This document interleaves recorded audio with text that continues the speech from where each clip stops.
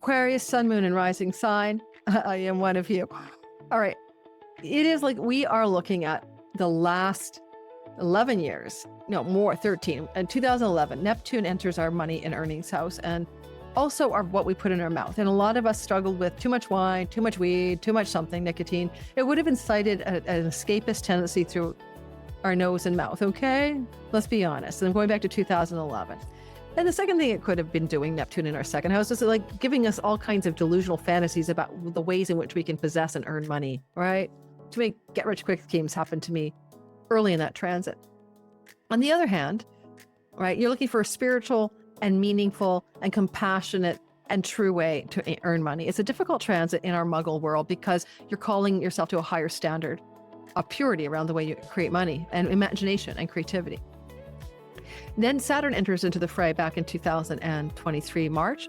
And now he says, let's get real, let's get realistic, let's get to work, let's make it concrete. I always say I incorporated in 24, right? Saturn showed me a way to save the money I'm making by incorporating instead of giving it to my government at like 55 to 60% tax rate and saving some of it. And now, you know, it's coming back for a last in a lifetime combination. Did any of you have dental work during this time? Saturn could have induced dental work for some of us. I had a little cavity. But now Saturn's like, okay, we're going to make something real, solid, and structured. And we're going to make sure it's realistic. And Neptune says, and it's dreamy and it's ideal. So there is the imagination of Neptune laying the tracks for Saturn, the reality train, to follow. I encourage you to use your visualization, your vision boards, your highest imagination, read Awakened Magic by Neville Goddard, to create the income source and the financial monies that you need in life and the resources of food, shelter, and water. All second house matters. Safety financially, in order to be in an alignment with a higher dream and a higher power.